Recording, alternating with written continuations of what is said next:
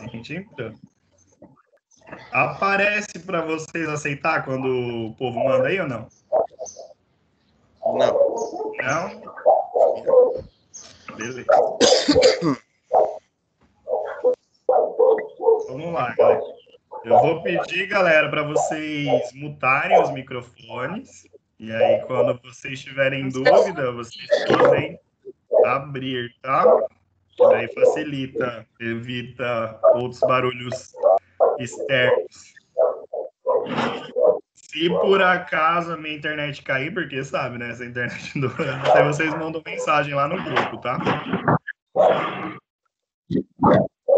Gente, de quem é esse cachorro? Isso que eu ia falar, galera. Vamos. Deixa eu ver aqui. Mutou? Tranquilo. Não, mutou não. Deixa eu mutar vocês aí, meu Deus. Cadê?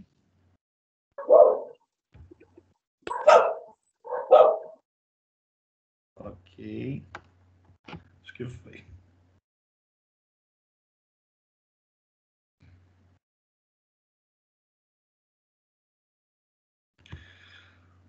Bom, galera, vamos lá então. Qualquer coisa, vocês mandam mensagem no meu WhatsApp, como eu falei. Bom dia, então, para todos e todas.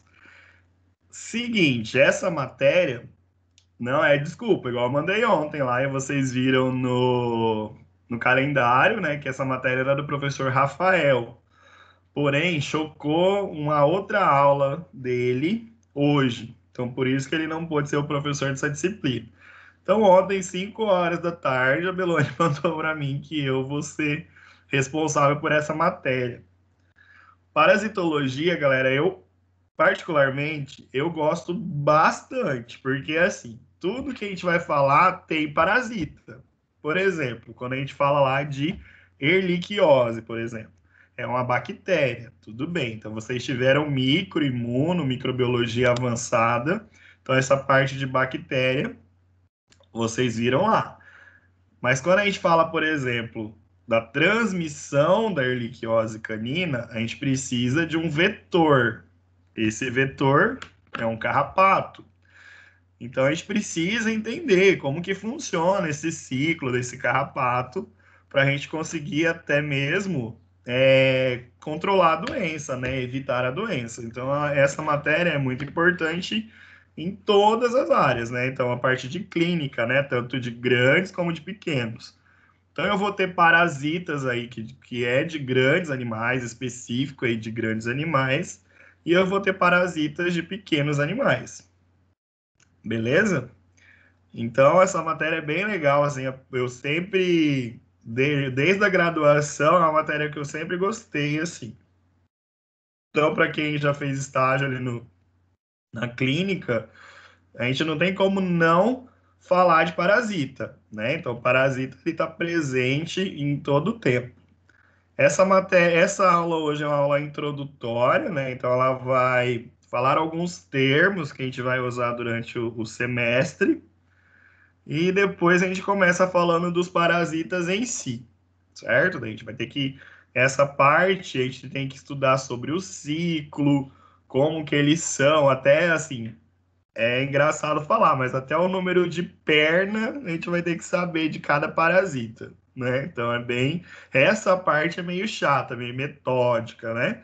Mas o ciclo em geral, como que acontecem as doenças, é até bacana, tá? Tem gente que odeia, tem gente que gosta. Então essa aula vai ser introdutória, como eu falei, para a gente falar de alguns termos. As aulas vão ficar gravadas, depois, provavelmente nesse primeiro momento, essas aulas vão ficar lá no YouTube. Daí eu libero para vocês o link depois. Até hoje ou amanhã já está lá. A gente pede um prazo de umas 24 horas, né, para a gente conseguir arrumar certinho o link e disponibilizar para vocês. E é isso, galera. Qualquer coisa, vocês podem abrir o microfone e falar com o tio aí. Assim Então, como que eu falei, postar a vai aula, ser você vai mandar pra gente, professor? a aula. É, assim que Sim, postar essa gravação. o PDF eu mando também. Tá bom, obrigada. Imagina. Então a gente vai falar sobre os conceitos gerais e os métodos, né, parasitológicos. Quando a gente fala de parasitologia, então, é o estudo dos parasitas ou das doenças parasitárias, o seu diagnóstico e controle. Tá? Então, como eu falei, a gente vai estudar nessa disciplina sobre os parasitas ou as doenças, né, esses parasitas causam, ainda como seu diagnóstico e controle. Ok. Bom, então as doenças parasitárias, elas ainda são responsáveis por um alto índice de morbidade ao redor do mundo. Então, parasita, galera, é o que leva os nossos animais a óbito. Podem levar também. Só que o que vocês têm que pensar? O próprio nome já diz, é parasita. Então, ele precisa daquele hospedeiro. Deixa eu só ver aqui que parece que alguém chegou, hein? Adriele. Tá aparecendo na tela ainda ou não? Tá normal? Tá, professor, tá normal. Beleza. Ok. Então, vocês têm que pensar o seguinte: o parasita, ele precisa daquele hospedeiro, certo? Então, sem o hospedeiro, ele morre também. Então, por exemplo, assim, se eu tiver lá um cachorro que tá com um monte de verme, a partir do momento que aquele cachorro morreu, aqueles vermes também irão morrer. Então, ele precisa daquele hospedeiro. Então, quando a gente fala de doença parasitária, que esse parasita está causando a doença, quer dizer o quê? Um desequilíbrio. Então, foi alguma coisa ali que aconteceu que esse parasita sobressaiu e causou a doença. Porque no normal, não é para acontecer isso.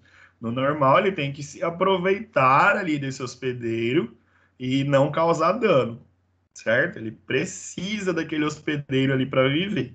Então, se acontece a doença, é um desequilíbrio, alguma coisa ali que aconteceu que o parasita sobressaiu em relação ao animal. Ok. Então, assim, apesar de tudo, hoje ainda a gente já tem avanços tecnológicos, alto padrão educacional, boa nutrição, condições sanitárias. Tudo isso aí já melhorou muito no mundo, mas apesar disso, ainda existem os parasitas. Eu vou citar aqui um exemplo de leishmania, que a leishmania é meu carro-chefe, né? Eu já estudo leishmania desde a graduação, foi meu TCC, agora está sendo meu mestrado sobre leishmaniose, então, assim, é uma coisa que eu acho que eu sei um pouquinho. Leishmaniose, galera, ela só existe em função da porquice, tá? Por quê? Porque a ludzomia longipalpis, que a gente vai falar depois, é o flebotomínio. Esse flebotomínio, ele faz a postura na matéria orgânica. Ou seja, então aqueles ambientes onde tem folha no quintal, manga no quintal, galinheiro. Então, assim, se não tem aquela higienização, vai ter a doença, porque ela prefere esses ambientes para fazer a oviposição, né, que faz a postura dos ovos. Diferente, por exemplo, do mosquito da dengue, que faz a deposição na água parada. O da leishmania faz a deposição desses ovos na matéria orgânica. Então, só existe a doença em função da porquice, em função do que as pessoas não limpam, não recolhem o lixo, não recolhem essas folhas no quintal, não recolhem as frutas caídas no quintal. Então, tudo isso aí é prato de mão cheia para a lutzomia fazer a multiplicação dos ovos, né? Então, como a gente está falando aqui, que as doenças elas existem apesar de tudo, né? Apesar de já viver no mundo tecnológico, ainda existem essa porquice, né? Tá? Um exemplo, por exemplo, falar de agora, né? Você sai ali no centro, por exemplo, você vê um monte de gente com a máscara no queixo, né? Parece que tá protegendo contra a cachumba, né? Então, a gente fala sobre isso, né? A própria porquice da população com essa doença do coronavírus, se as pessoas tomassem todos os cuidados, né? Porque ó, o simples ato de lavar a mão, de usar a máscara corretamente, você diminui o risco aí de pegar o Covid, né? Mas a gente observa aí um simples momento que você vai ali no centro, você vê as máscaras totalmente erradas, né? Então é só um exemplo, que apesar de tudo, os parasitas ainda existem. Deixa eu só ver se tem alguém que está entrando. Acho que não. Não, tá tranquilo, normal. Beleza. Voltar. Vocês gritam. Opa. Bom. Como eu falei no começo, então esses parasitas são organismos que vivem sobre um hospedeiro e sobre suas custas. Então ele Professor, precisa. Oi. não está ampliado a imagem mais. Ah, não tá mais? Vixe. Não. Tá. Não, mas vamos assim por enquanto mesmo, porque eu já Tá. apertei porque para mim tá normal. Esse negócio tem hora que dá doida, né? Então, beleza. Então, os parasitos, mas tá aparecendo esse slide dos Tá. parasitos, né? Ok. Então, os parasitos, então, são organismos que vivem sobre o hospedeiro e sobre suas custas, né? Então, como eu falei, ele precisa desse hospedeiro. Deixa eu ver o negócio aqui. Tá. Sendo que é um organismo, então, chegou mais gente. E esse negócio das pessoas entrar depois que atrapalha, que eu tenho que sair de lá para aceitar. Vamos lá de novo, então.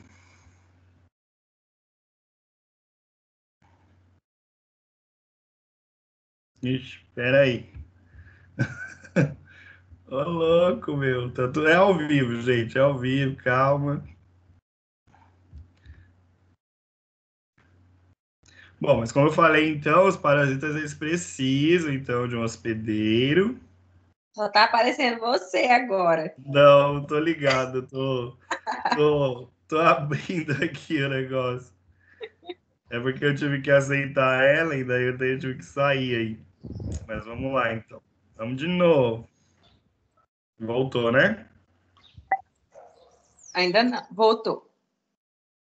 Voltou grande ou não? Não. Pequena. Aham. Enorme. Menor, tá bom. Então tá. Então, sendo que é um organismo capaz, então, de transmitir agentes infecciosos, podem ou não desenvolver-se, então, Nossa, chegou mais gente. Ai, meu Deus do céu. Complicado, assim. Deixa eu ver. Porque eu não Vai ter que consigo... estipular um horário pro povo entrar. É, né? Pois é, né? Já passou 20 minutos. As pessoas estão chegando atrasadas até Nós na que tava offline, ansioso demais. Chegou Oi? muito cedo. Né? As pessoas estão chegando atrasadas até na aula online. Né? Ok, então. Ok, onde eu estava. Então, sendo que é um organismo tão capaz de transmitir agentes infecciosos, podem ou não desenvolver-se enquanto encontram-se no chamado vetor. Que ele está querendo dizer o seguinte, que esses parasitas, eles podem até se desenvolver nesses vetores, né? Eles podem se multiplicar nesses vetores, que pode ser um artrópode molusco ou outros veículos. Então, pode ser desde um artrópode, desde um molusco, pode ser igual eu falei, no flebotomínio, né? Todos eles são vetores, certo? Então, quando a gente fala de um hospedeiro que está levando esse parasita, é um vetor. Então, quanto à localização no corpo do hospedeiro, os parasitas podem ser classificados em ectoparasitas e endoparasitas. Então, ectoparasitas, o próprio nome já diz, são parasitas externos. Aí vai entrar, então, os ácaros, né? Vai entrar ácaro, vai entrar piolho, pulga, carrapato, tudo isso vai ser os parasitas externos. Só para situar vocês, então nessa disciplina a gente vai estudar todos eles. Então a gente vai ter aula sobre carrapato, a gente vai ter aula sobre pulga, sobre piolho. Então vocês vão saber os nomes bonitinhos. Em relação, só para vocês saberem essa matéria, é importante a escrita dos nomes, tá, galera? Então, vocês além de aprenderem o ciclo, aprenderem sobre o parasita, vocês têm que aprender também a escrever o nome desses parasitas, certo? Vocês vão ver que tem os nomes bem doidos aí. E eu preciso que vocês aprendam, pelo menos, a escrever e até mesmo a tentar falar alguns parasitas. E a gente também vai ter os parasitas internos, que são os endoparasitas. O parasitismo, então, é uma relação Professor, desarmônica. perdão interromper. Oi? Perdão interromper. Você tinha falado que o parasita da erliquiose seria o carrapato, né? Isso, o vetor, né? Então, ele é um vetor que é um parasita que se desenvolve no vetor? A Ehrlichia também se multiplica no vetor. A Ehrlichia, a gente vai ter... É que a Ehrlichia é bactéria, né? Eu citei ela mais como para vocês pensarem no vetor, né? Que o carrapato seria o vetor. Mas a gente vai aprender sobre Babésia. Babésia é um protozoário. Esse protozoário, ele se multiplica no carrapato, entendeu? Então, na hora que ele suga ali o sangue do animal, ele já tá lotado, o próprio carrapato cheio de Babésia, entendeu? Entendi. Obrigada. É porque depois a gente vai ver, a Babésia, por exemplo, ela se divide por divisão binária, né? Então, uma vira várias, né? Então, lá dentro do carrapato, ela consegue fazer essa divisão. Professor, você pode repetir o negócio do vetor que você explicou? Beleza. O vetor é aquele que leva o parasita. Então, por exemplo, eu vou ter a Lutzomia longipalpis, que é o flebotomínio da leishmania. Então, esse vetor, essa lutzomia, é um vetor. Ela precisa desse vetor para conseguir passar para o hospedeiro definitivo. Entendeu? Entendi. Entendi. Porque a gente vai aprender sobre os ciclos, né? Então, cada doença, cada parasita vai ter seu ciclo. E aí, a palavra que vocês têm que aprender é, por exemplo, o vetor. Então, é um que leva, é quem vai levar, então, esse parasita para o hospedeiro. Certo? Certo. Então, aí pode ser vários vetores. Tem a lutzomia, tem o caramujo, naquela doença esquistossoma mansoni lá que a gente desenhava na escola, lembra? Enfim, então tem vários vetores. E como eu falei, o parasitismo então é uma relação desarmônica entre seres de espécies diferentes, tá? Então existe aí uma relação desarmônica entre espécies diferentes. Como eu falei, que um deles, denominado parasita, vive no corpo do outro, denominado hospedeiro, do qual retira alimentos. Então a gente vai ter sempre um hospedeiro e vai ter o parasita. A relação deles, ela é harmônica. Ela só vira desarmônica quando já vira realmente um parasitismo, uma doença, porque o parasita ele precisa desse hospedeiro, né? Como eu falei, então, os ectoparasitas são os piolhos, os carrapatos, o próprio cravo da pele, porque o cravo da pele, galera, é um tipo de sarna, sabia? É o Demodex folliculorum. Por exemplo, igual no cão lá que tem a demodicose, que é uma sarna, que é conhecida como sarna negra, ela é causada por esse Demodex. Só que é outro Demodex, né? Mas então o cravo também seria um Demodex. O próprio bicho de pé, que é uma pulga, vocês podem já escrever aí, o nome da pulga é Tunga penetrans. É meu WhatsApp que tá ligado? Deixa eu desligar meu WhatsApp. Toda hora lembrando. Beleza? Tá aparecendo aí, né? Ok. Então, o bicho de pé é uma pulga, tá? Chama Tunga penetrans. Colocou da sarna aqui, eu tenho vários tipos de sarna. Já citei uma para vocês, que é a Demodex. E além de outros. Então, isso tudo é ectoparasita. Piolho, carrapato.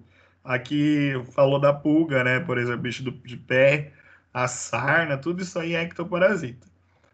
Aí, como endoparasitas, vai ser os parasitas internos, né? Então, vai ter, por exemplo, o plasmódio, no exemplo da malária, o tripanossoma, como um protozoário, os próprios vírus são considerados como endoparasitas. Então, esse parasitismo desempenha um papel importante, modificando a fisiologia e comportamento de seus hospedeiros, certo? Então, ele pode até modificar o comportamento de seus hospedeiros. Galera, tem quem gosta de documentário, de série, na Netflix, eu não vou lembrar agora qual é a série, mas é essas séries que tem sobre animais ali.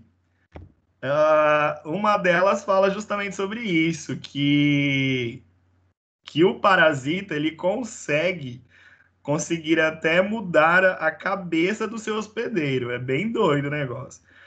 E aí ele usa então dessa fonte para fazer como se manipulasse o próprio hospedeiro. É lógico que são situações, né? Não é todo hospedeiro que consegue comandar, não é todo parasita que consegue mandar o seu hospedeiro, mas existem essas relações na natureza do, do parasita conseguir transformar a mente do seu hospedeiro. Eu vou achar depois, acho que tem um videozinho, eu mando para vocês depois. Então, então agora a gente vai para a relação do parasita e hospedeiro. Então, o interrelacionamento varia desde a colaboração mútua, né, que é a simbiose, até o predatismo e canibalismo. Então, como eu falei, aí entra aquelas relações que a gente aprendeu lá na biologia. A simbiose é quando tem uma relação mútua. Então, um está ajudando o outro ali. Aí depois posso ter situações de predatismo e até mesmo de canibalismo. Por exemplo, a gente vai ver hoje, existe um parasita, um verme renal, que ele destrói o parênquima renal ali. Quem lembra? Eu dei aula para vocês de urinário, não foi? A gente ainda não fez urinário, A gente professor. não fez. Vocês não fizeram. Eu achei que era até eu que era o professor, então não foi, então. Vai ser. Não sei, não sei. Ai, ai. Então tá. Aí o parasitismo seguramente ocorreu quando na evolução de uma dessas associações, um organismo menor se sentiu beneficiado, quer pela proteção, quer pela obtenção de alimento. Então até isso pode acontecer na relação parasita-hospedeiro.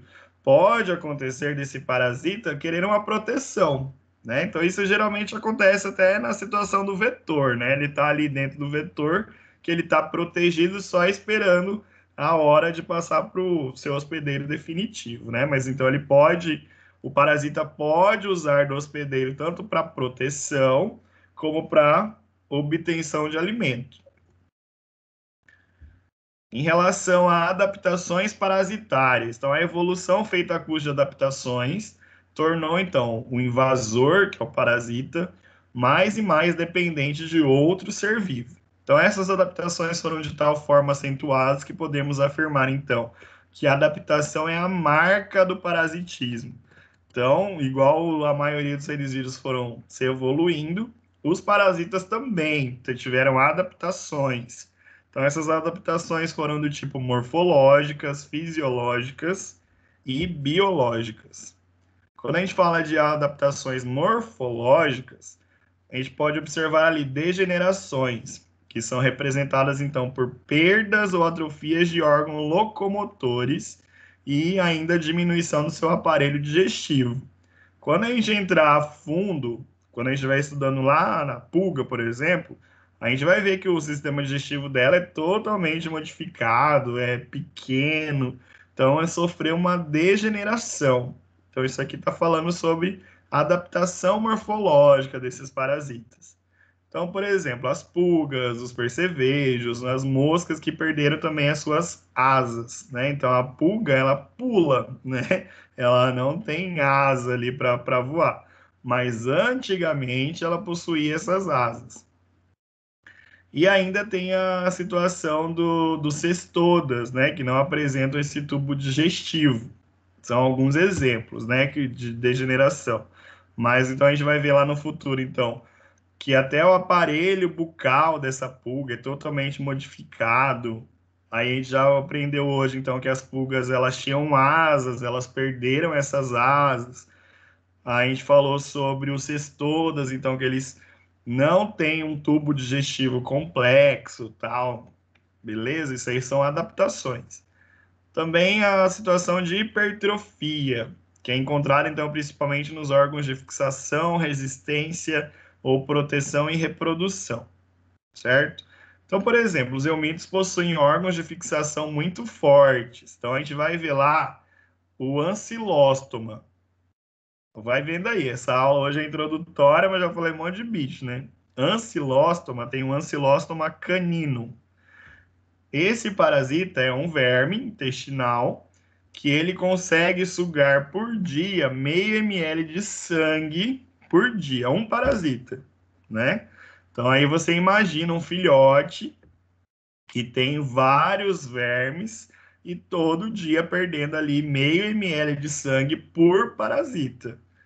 Então esse parasita é um dos principais de causar anemia em filhotes. E a gente pode até ter perda desse filhote se não resolver o problema rápido. Então, eu estou falando do ancilóstomo por quê? Porque ele tem ali umas ventosas que se fixam, então, lá na mucosa intestinal e ele não sai dali, ele fica ali sugando o sangue desse animal. Então, é uma das formas de evolução, né, de adaptação morfológica. Então, existem alguns eumintos, então, que possuem lábios, ventosas, acúlios, isso a gente vai aprender quando a gente falar de cada parasita, e ainda bolsa copuladora. Então, são adaptações. Alta capacidade de reprodução com aumento acentuado de ovários, úteros e testículos. Então, tem tudo isso, esses bichos.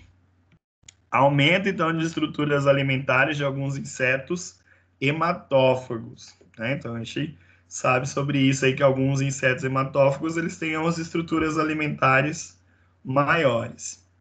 Como adaptações biológicas, a capacidade reprodutiva, né? Então, a gente vai por tópicos aqui, a capacidade reprodutiva. Esses parasitas são capazes de produzirem grandes quantidades de ovos, cistos ou outras formas infectantes. É só a gente pensar, carrapato. Quantas mil vezes vocês já ouviram falar que um carrapato produz 4.000 ovos? E é real. A literatura fala de 2.000 a 5.000 ovos, tá? Então vocês vão encontrar várias fontes de literatura falando sobre isso, de 2.000 a 5.000 ovos. Mas é muito ovo, entendeu? Então é uma capacidade reprodutiva que esses parasitas têm. Então, uma delas é essa parte de produção de ovos. Existem outras adaptações biológicas, como diversos tipos de reprodução. Então, eles podem se reproduzir por hermafroditismo, partenogênese, que é aquela situação que as feministas gostam, né? Porque é a fêmea sem o macho, isso chama partenogênese. Então, os parasitas fêmeas, eles conseguem, então, se multiplicar sem a presença ali do macho. Ainda existe a questão da poliembrionia, que são vários embriões a partir de um zigoto, tá? Então, tem um zigoto e forma vários embriões, tá? Poliembrionia. E ainda tem a situação de esquizogonia, que é uma divisão celular, né? Dando origem a várias células. Então, uma célula que se divide e forma várias. É importante, assim, ter esses nomes em mente, se vocês quiserem anotar hoje já, porque quando a gente estiver falando lá no futuro, por exemplo, parasita tal se reproduz por partenogênese. O que quer dizer isso? Então, aquele parasita que se multiplica sem a presença ali do macho, certo? A poliembrionia são vários embriões a partir de um zigoto. Então, eu vou ter um zigoto e isso aí vai formar vários embriões. Esquizogonia é uma divisão celular. Então, tem uma célula ali do parasita e ele se multiplica sozinho, digamos assim. Certo? Mas, obviamente, quando a gente estiver falando de cada parasita, eu vou lembrar disso aqui, né? A capacidade da resistência, então a presença de antiquinase, o que é isso? É uma enzima que protege, então, o parasita contra, por exemplo, os sucos digestivos. Então, tem muito verme intestinal que fica lá, por exemplo, no estômago. E como que ele não degrada? Como que o suco gástrico não destrói o verme ali? Existe um verme em cão que chama Espirocerca lupi. Esse espirocerca, ele prefere o estômago. Então, obviamente, a gente vai falar sobre ele no futuro, mas esse espirocerca lupi, ele fica no estômago. Mas aí você fala, putz, mas como que fica lá no estômago e o suco gástrico não destrói esse verme? Justamente por causa dessa enzima. Então, existe uma enzima que chama antiquinase, que reveste esse verme contra, então, a ação do suco gástrico. Por isso que ele não morre. Então, ele tem essa enzima revestindo o seu corpo. Isso é capacidade, então, de resistir à ação de anticorpo. Ainda tem outras situações, né? Isso é uma das resistências, a questão da antiquinase, que fica, então, revestindo o parasita. A capacidade de resistir à ação de anticorpos ou macrófagos e a capacidade de induzir uma imunossupressão. Então, algumas doenças, alguns parasitas são capazes de fazer tudo isso, né? Alguns conseguem burlar o sistema imune, né? Se escondem ali dos macrófagos, outros conseguem induzir a imunossupressão. E ainda tem a situação do tropismo. Quando a gente fala de tropismo, está querendo dizer assim, relacionado com o crescimento. Então, tem parasita que cresce, tem afinidade então, pelo crescimento ali na terra, no calor, no caso do termotropismo, com substâncias químicas e heliotropismo. A gente fala hélio, pensa que é do vento, mas não é, seria da luz solar, no caso. Então, são algumas coisas que favorecem o crescimento de alguns parasitas, tá? Então, afinidade pela terra, pelo calor, por estímulos químicos e pelo calor, pela luz solar. Tudo bem até aqui, então, em relação a adaptações. Essa parte aqui só está querendo dizer o quê? Como que esses parasitas, eles vivem até hoje. Então, existiram algumas adaptações. Umas morfológicas, no caso lá da pulga que perdeu a asa, o euminto lá que não, o cestoda que não tem tubo digestivo, só assim, pontuando algumas adaptações, né? E aqui a gente falou de adaptação biológica em relação à reprodução, que cada um tem uma forma de reprodução. Alguns parasitas não precisam nem do macho, só a fêmea sozinha se reproduz. Outros que vários embriões, né? Um zigoto forma vários embriões. A situação de um parasita se dividir e formar vários. Então, a gente vai estudar todos eles no futuro. Então, aqui só está falando quais são os tipos de adaptação.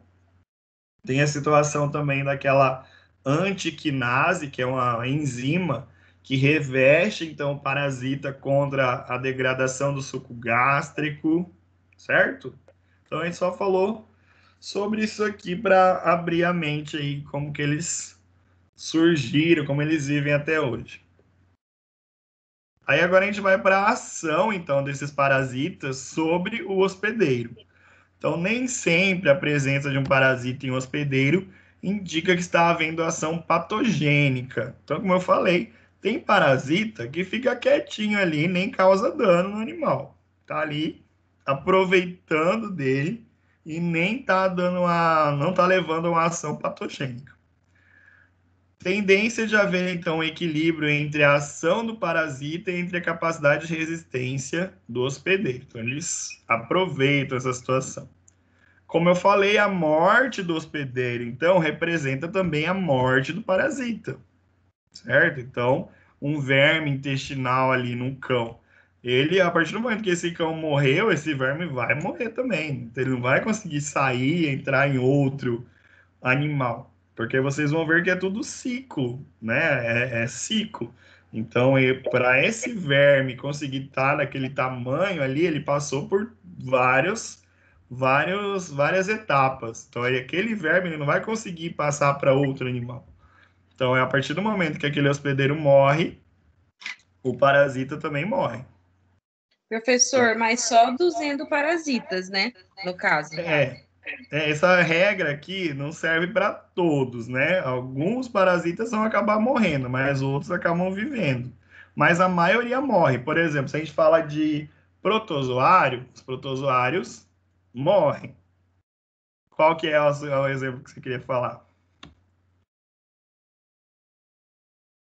Não, Oi? é sobre, tipo, por exemplo, o carrapato, a pulga, né? Eles não vão Ah, morrer. sim, não, aí não. Aí, por exemplo, isso aí vocês vão até ver na vivência clínica de vocês. Quando um cachorro tá morrendo, a primeira coisa que os carrapatos fazem é vazar desse cachorro, tá? Então, é até indicativo quando a gente vê um cachorro muito mal e vê os carrapatos saindo. Vixe, a gente já Mesmo? sabe que não é boa coisa, tá? Mas a maioria dos parasitas em si, né, os endoparasitas, vão acabar morrendo, tá? Mas os ecto não.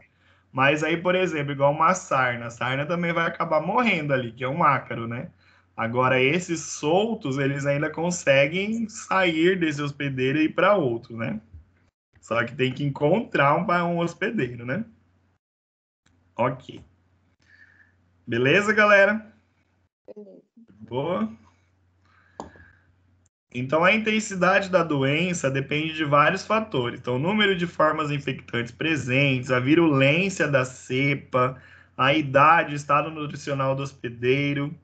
Isso aqui tudo, galera, uma das vantagens da Covid é que eu acho que tudo isso aqui a gente ouviu muito, né? Então, a gente aprendeu sobre a virulência, né? Que a Covid ela é altamente infectante, né? Então, assim, por isso que multiplica muito rápido, a mesma hora que começou lá na China já está aqui, justamente pela virulência. Então, é uma cepa virulenta. A idade, a gente viu aí que é mais pacientes idosos, né? Todo mundo pega, mas quem acaba indo a óbito é pessoas mais velhas, digamos assim, ou algumas comorbidades, né? Algumas outras doenças.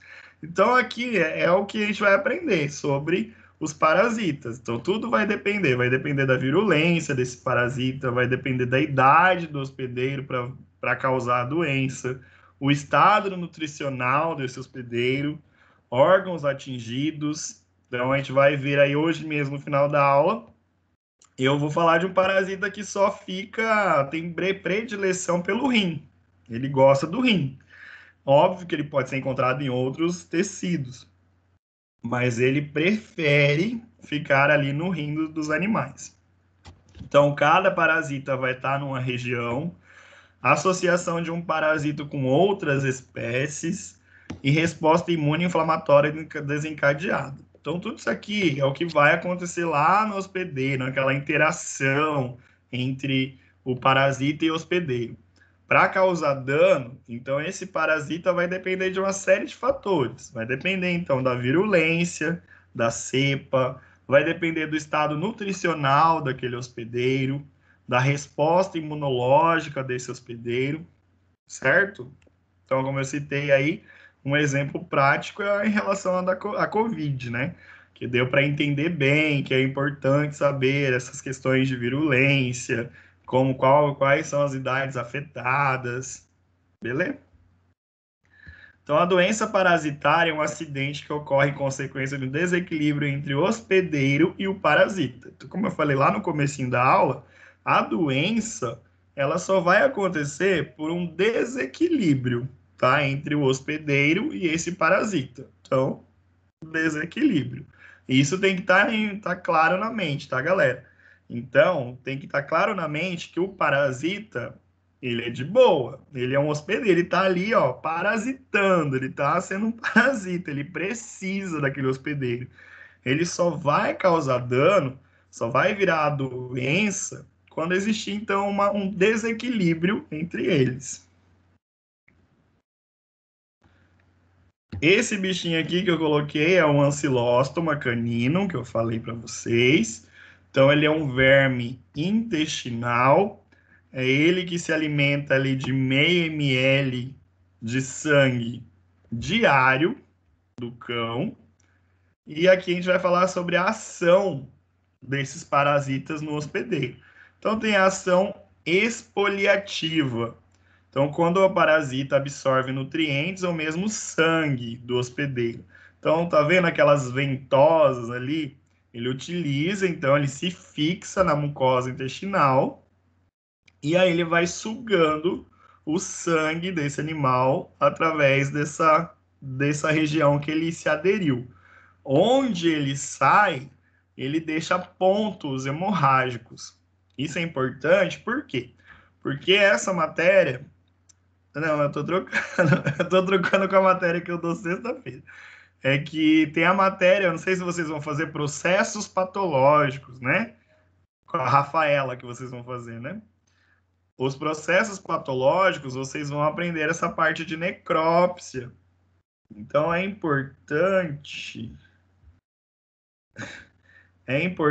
então, saber isso aqui já. Então, o ancilóstoma, ele deixa pontos hemorrágicos na mucosa intestinal. Então, quando vocês estiverem fazendo a necrópsia de um cão e abrirem o intestino e encontrarem pontos hemorrágicos no intestino, pode ser que aquele animal vocês vão encontrar ancilóstoma nele, ok? Só um adendo aí à disciplina de processos patológicos. Hematofagismo, os triatomídeos e mosquitos. Então, aquela situação do mosquito da dengue, por exemplo, né? Então, ele vai lá, suga o sangue. A questão da lutsomia longipalpis também, né? Que eles fazem esse hematofagismo. Beleza? Isso aqui é a ação dos parasitas. Essa aqui é a ação exfoliativa, que é aquela, então, um exemplo é o ancilóstoma, que vai lá com as ventosas, na mucosa intestinal, suga o sangue, meio ml de sangue por dia. Tem a ação tóxica, que algumas espécies produzem, então, enzimas ou metabólitos que podem lesar o hospedeiro. Então, por exemplo, a própria reação alérgica. Na hora ali da inoculação, que o mosquito, por exemplo, está fazendo o pastejo sanguíneo, ele pode soltar substâncias e essas substâncias causarem uma reação alérgica, por exemplo. A ação mecânica, que algumas espécies podem impedir, então, o fluxo alimentar ou obstrução alimentar. No caso do Ascaris lumbricoides, aqui tem o um exemplo prático aqui, ó, dele causando, então, esse enovelamento de Ascaris lumbricoides. Então, eles vão entrando ali na luz intestinal e eles podem causar uma obstrução, certo?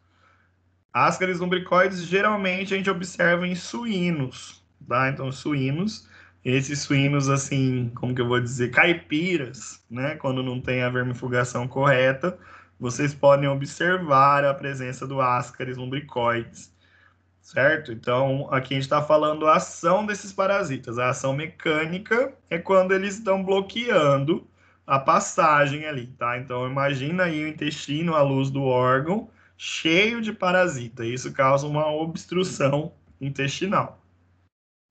Existe a situação de ação irritativa, que é a presença, então, constante do parasita que, sem produzir lesões traumáticas, irrita o local. Então, o próprio Ascaris lumbricoides ali, ele pode ter essa ação irritativa ali, essa presença desse parasita.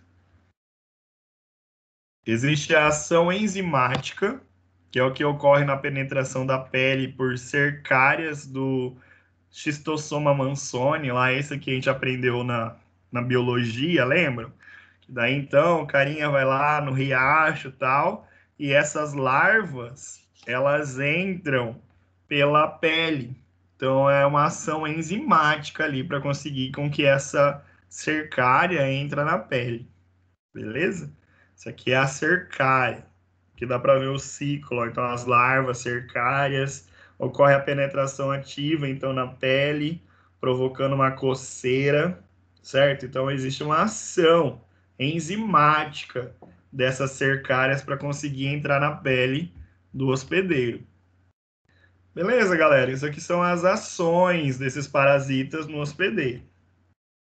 Ainda tem a situação de ação anóxia, qualquer parasita, então, que consuma o oxigênio da hemoglobina. Um dos principais é o Plasmodium, que é um protozoário que ele vai lá e consome essa hemoglobina, certo? No caso da malária. Aqui é só para citar, né? Porque a gente não vai estudar esse parasita, né? Porque é humano. É só para saber, então.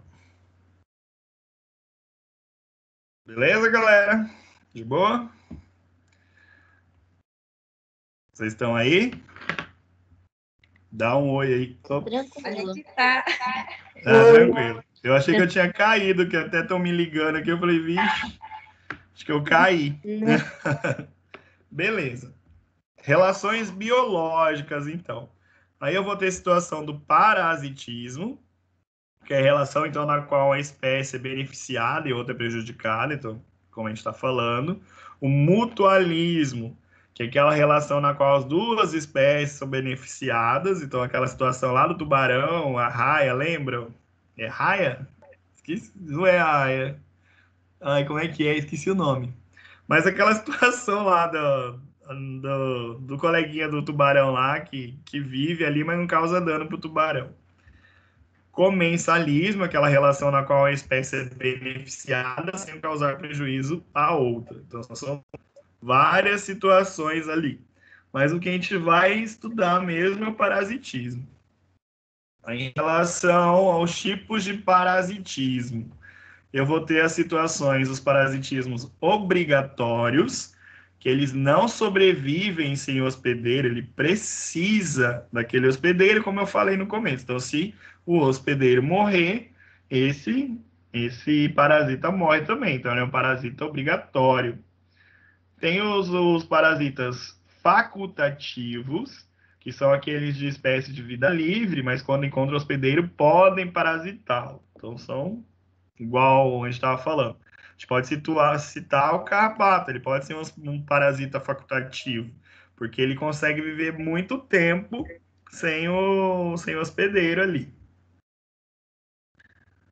Deixa eu voltar aqui. Temporários, é aquele que permanece apenas pouco tempo em contato com o hospedeiro. Então, aqui, geralmente, vai estar relacionado com o ciclo, né? Porque eu vou ter situações de um parasita ele passar por vários hospedeiros durante o ciclo. Então, às vezes, um desse hospedeiro é temporário, ele só está passando ali para fazer parte do ciclo.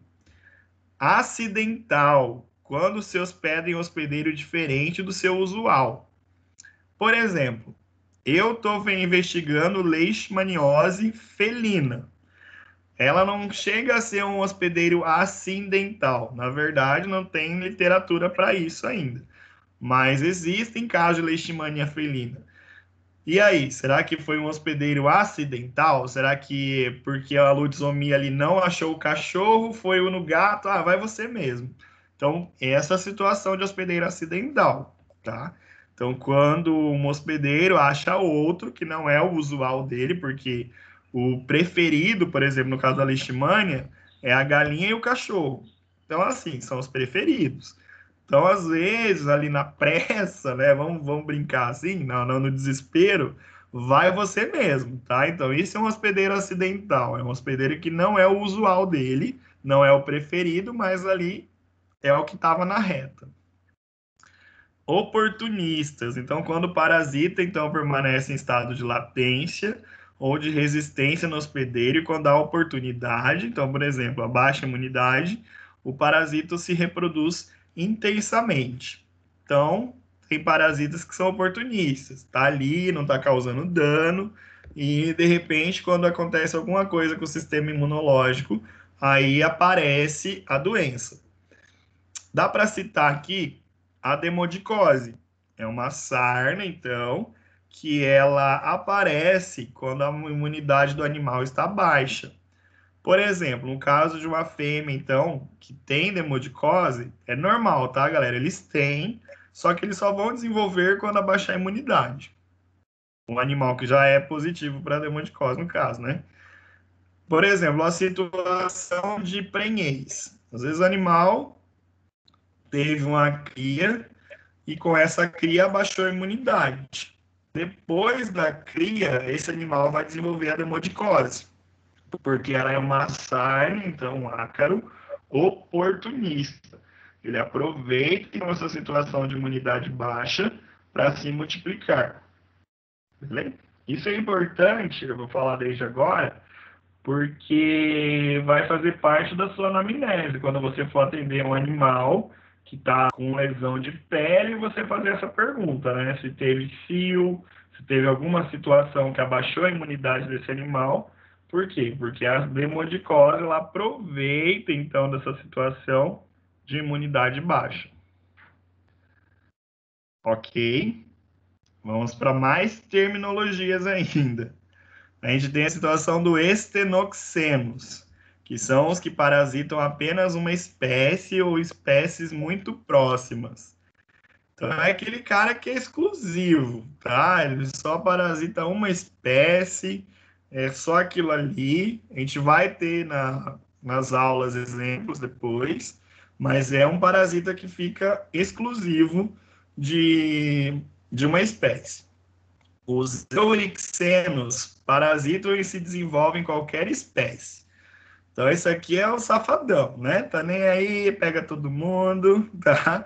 Então, estenoxenos é aquele romântico, só vai um ali, bonitinho. Os eurixenos parasitam qualquer um, qualquer espécie. Tem a situação do monoxeno, que não necessitam de um hospedeiro intermediário. Então, como eu falei, tem parasitas que eles precisam de vários hospedeiros para completar o ciclo. Quando ele é assim, quando eles são, deixa eu ver, é que não tem. Mas os monoxenos não necessitam de um hospedeiro. Então, nesse caso aqui, não necessitam desse hospedeiro intermediário. Ah, tá. É os heteroxenos, desculpa, galera. Então, os heteroxenos, eles necessitam de um hospedeiro. Então, esses parasitas que precisam de vários hospedeiros é considerados os heteroxenos. E aí a gente tem esse exemplo clássico aqui, que é o que eu falei desde o começo da aula, que é o Dioctofime renale. Tem literatura, ó, esse aqui é do próprio livro de vocês.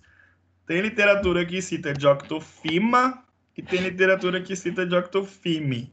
No próprio livro de vocês tem as duas formas de escrita, tá?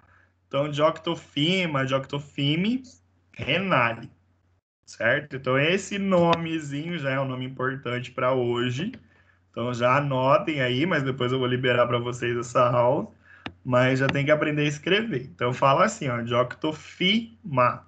Todo pH, galera, vai ter som de F, tá? Então, Dioctofima renale, certo?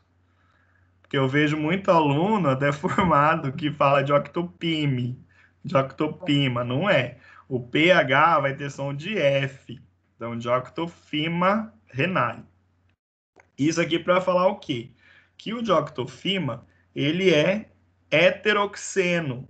Então, ele precisa de vários hospedeiros, certo? Então, aqui é a presença dos ovos. Aí, ele vai precisar, então, de um anfíbio, de um peixe, de um roedor ali para conseguir... roedor? Não, né? Agora veio o roedor na cabeça. Mas ele precisa de vários hospedeiros para conseguir terminar o seu ciclo. Então, por exemplo, não é ali do ovo que já vai direto para o cão, ele precisa de um hospedeiro intermediário aqui. Então, esses que precisam de hospedeiros recebem o nome de heteroxenos. Beleza, galera? Vamos ver se fica grande aí. Não? Não ficou ampliado? Não. Meu Deus. Não. Que triste. Que triste esse negócio. Bom, então aqui, só para vocês entenderem sobre esse Dioctofima. Então, os ovos desse parasita são liberados, então, no ambiente. Ele é liberado através da urina, tá? Então, ele sai na urina do cão. A urina tem esse aspecto aqui, ó. E se vocês observarem, dá para ver uns grânulozinhos, que bem pequenininho, tá vendo? Então, essa urina hemorrágica, né? Essa hematúria grossa, essa é geralmente a urina presente né, no animal infectado por dioctofila. Quando vocês coletam a urina desse animal, vocês podem ver ovos na urina, tá? Então vocês vão colocar na microscopia e vocês podem observar os ovos. Na ultrassonografia, a gente consegue ver assim, tem que viajar, igual eu falo, né? Esse caso, galera, é um caso meu, tá? Aqui da Anhanguera, ó, Dourados, tal, esse ultrassom foi eu que fiz. Aqui é um rim do animal. Para quem já viu um rim no ultrassom sabe que dá para ver bonitinho, né, as diferenças de cortical e medular. Tá vendo aqui que tem umas bolas? Ó, dá para ver uma bola aqui, não dá? Ó, uma bola aqui. Outra bola aqui, ó. Conseguiram ver? Estão vendo? Sim. Travou, professor. Vixe, travou? Tá travando, galera? Não, agora parou de gravar. Agora parou. Beleza. Então aqui, galera, ó, é um rim mostrando essas áreas arredondadas. Por quê? Porque o verme, ele é cilíndrico. Ups. Meu Deus, hoje tá primeiro dia, primeiro dia. O verme, galera, ele é cilíndrico, né? Então, na hora que ele tá ali no rim, ele tá todo enrolado. Então, na ultrassonografia, você vai ver essas partes aqui dele, certo? Então, esse é um caso que chegou pra gente aqui na clínica. Aí eu fiz ultrassom, eu diagnostiquei, eu vi o parasita. E a saída, galera, é a nefrectomia. O animal, ele perde o rim, tá? Ele perde. Esse parasita, ele tem predileção pelo rim direito do animal, tá? Então, geralmente, o rim direito, ele é perdido. Não Mas, tem então... algum remédio, professor, para eliminar ele? Então, existem medicamentos, só que nessa forma, nesse tamanho, ele não sai mais. Ele pode morrer lá dentro do rim e ficar lá, né? Mas ele não consegue sair mais, ele não passa, né, pelo ureter, ele não consegue dissolver ele, digamos assim, né? A gente consegue fazer um medicamento quando ele é larvinha ainda, quando ele é pequenininho. Beleza? Aí um dos tratamentos é a própria abamectina, né? Que são as ivermectinas da vida. Então isso aqui sou eu, ó, tudo sujo. Sou eu essa pessoa aqui. Então esse aqui é um parasita ao tamanho do parasita Essa que tava... barriguinha. Essa é minha barriga, né, filho? Ok, então esse é o parasita ao tamanho do parasita que estava no rim. Eram dois, tá? Tem isso também, tem vários parasitas. Tem animal que tem vários, tem animal que só tem um. Eu não lembro o tamanho agora de cabeça, mas ele era grandinho. E ó como é que ficou o rim do animal. Ele destrói, galera. Ele destrói todo o parênquima renal, não sobra nada. Então, esse é um hospedeiro que causa doença, né? Ele é um tipo de parasita, então, que ele vai causar dano, porque ele se alimenta ali, ele se alimenta desse parênquima renal, então ele vai comer literalmente o rim ali desse animal, tá? Então, destrói totalmente. Entenderam? E ele é um parasita do tipo heteroxeno, que precisa de vários hospedeiros para fazer seu ciclo. Professor, Dúvidas? ele pode ficar nos dois rins? Ou sempre é só... Pode, ele pode. Tudo assim na biologia, né? A gente pode falar, nada é impossível. Então, se Mas ficar nos dois rins, não tem salvação. aí não dá, né? Dependendo da situação que tá o rim, não rola, infelizmente, né? No caso aqui, pelo ciclo, quando ele é na fase larval, ele cresce ali pelo fígado, né? Ele faz a multiplicação pelo fígado, só que aí quando ele é larvinha, ele vai para o rim direito, porque o lobo hepático, o direito, ele é maior, né? Então, por isso que ele vai no rim direito, porque o rim ele tá mais próximo ao fígado ali, o rim direito. Beleza? Então, por isso que ele tem predileção pelo rim direito dos animais. Mas pode acontecer. Esse parasita, ele não é exclusivo do rim. ele pode ser encontrado até no testículo de animais. Tem vários relatos aí que ele acaba no testículo, que ele pode ser encontrado na pele do animal interna, né, no subcutâneo. Só que o local mais comum é o rim, né? Por isso que ele tem até esse nome, de Octofima renale. Beleza? Dúvidas? Não. Já tinham visto esse parasita ou não? Não. Não. Nunca? Esse é aquele que você estava falando, de ectofima? Isso, esse é o mesmo, ó. Tipo, tudo isso aqui, ó, desde aqui é sobre Dioctofima que eu falei, tá? Então, o Dioctofima renale, ele é um parasita heteroxeno, que ele precisa, então, de outros hospedeiros. Aí eu falei aqui que os ovos são liberados pela urina, tá? Então, aqui, ó, imaginando o ciclo, os ovos, galera, o ciclo é bem doido, assim, a gente vai falar sobre ele depois, que hoje é só o introdutório, né? Então, por exemplo, eu preciso de um anelídeo, né, para consumir esses ovos da urina, então uma minhoca, e aí uma minhoca, por exemplo, tem que entrar em contato com um sapo, por exemplo. E aí esse sapo se alimenta dessa minhoca, um peixe se alimenta dessa minhoca, e aí sim o cão precisa comer um deles para conseguir adquirir essa doença. Entenderam? Então ele é um parasita do Professor, tipo. Pode falar. ele é mais ou menos esse ciclo dele é parecido com o do cisticerco também? É assim, todos eles você fala em relação a ter que passar de um para outro, né? Aham. Sim, sim. Então, Não, não, digo dos ovos, por exemplo. Porque é o cão que vai também eliminar os ovos para depois acabar outro cão infectado, né? Isso. Não, E por esse quesito, sim, parece, sim.